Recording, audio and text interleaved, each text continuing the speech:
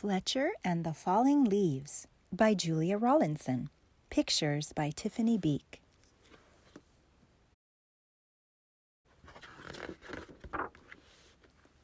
The world was changing. Each morning, when Fletcher bounded out of the den, everything seemed just a little bit different. The rich green of the forest was turning to a dusty gold, and the soft swishing sound of summer was fading to a crinkly whisper. Fletcher's favorite tree looked dull, dry, and brown. Fletcher was beginning to get worried. "I think my tree is sick," said Fletcher. "What's wrong with it?" his mother asked. "Its leaves are turning brown," said Fletcher. "Don't worry, it's only autumn," she said. Fletcher ran back to his tree and patted the rough bark. "Don't worry, it's only autumn," he said. "You'll be feeling better soon." But the tree didn't get better. Each day, more leaves turned brown. One morning, the wind blew a small brown leaf off of a branch. Fletcher jumped up and caught it, very gently, in his paw. "Don't worry, tree. I've got your leaf. I'll fix you." Fletcher looked around, picked a piece of grass, and carefully tied the leaf to a branch. Just then, another gust of wind ruffled Fletcher's fur. The little leaf shook itself free and fluttered back to the ground. Fletcher picked it up again and thought very hard. Then he poked the leaf onto a twig and pushed it down firmly. "Now you hold on tight," said Fletcher. "No more flying around." The little leaf gave a tiny rustle in reply. The next day, a strong wind was blowing through the forest. Fletcher rushed out of the den and ran all the way to his tree. Lots of branches were bare, and little lost leaves spun everywhere. "Don't worry, tree, I'll catch them for you, I promise." Round and round and round whirled Fletcher after the swirling leaves. "Leaves! Wonderful! Just what I need for my nest," said a squirrel. "But these belong to the tree," said Fletcher. "Don't take them away." "The tree doesn't need them any more," said the squirrel, bounding off. "Help! Help! The wind and the squirrel are stealing our leaves," cried Fletcher. "Leaves! Terrific! Just what I need to keep warm," said a porcupine, rolling around. "But these belong to the tree," said Fletcher, plucking leaves from the porcupine's needles.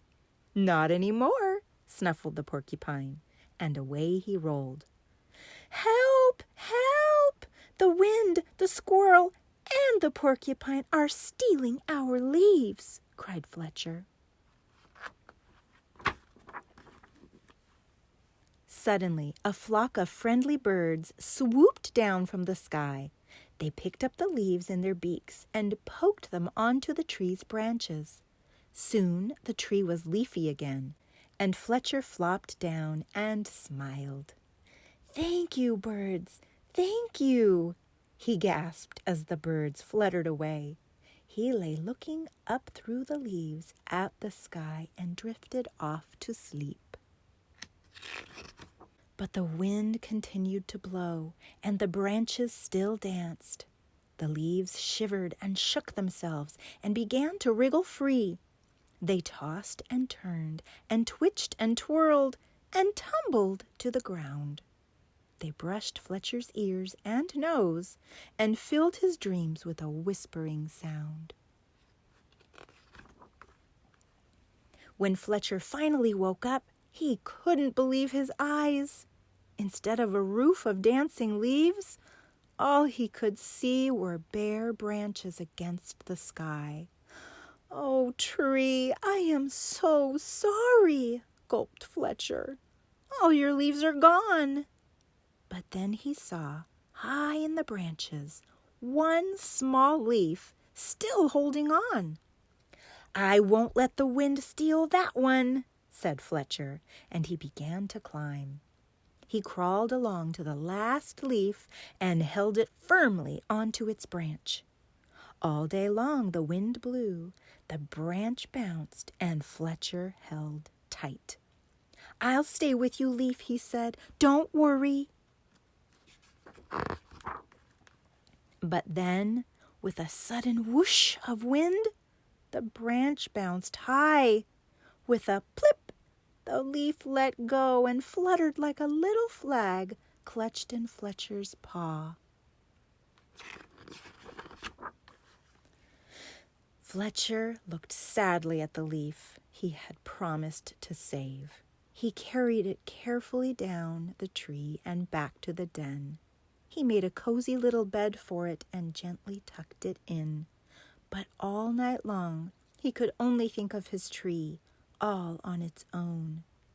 At dawn, Fletcher tiptoed outside.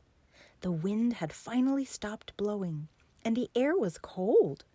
The moon still hung in the clear sky, and pale stars glimmered. As he came to his favorite tree, Fletcher saw a magical sight. The tree was hung with 1,000 icicles, shining silver in the early light. "You are more beautiful than ever," whispered Fletcher. "But are you all right?"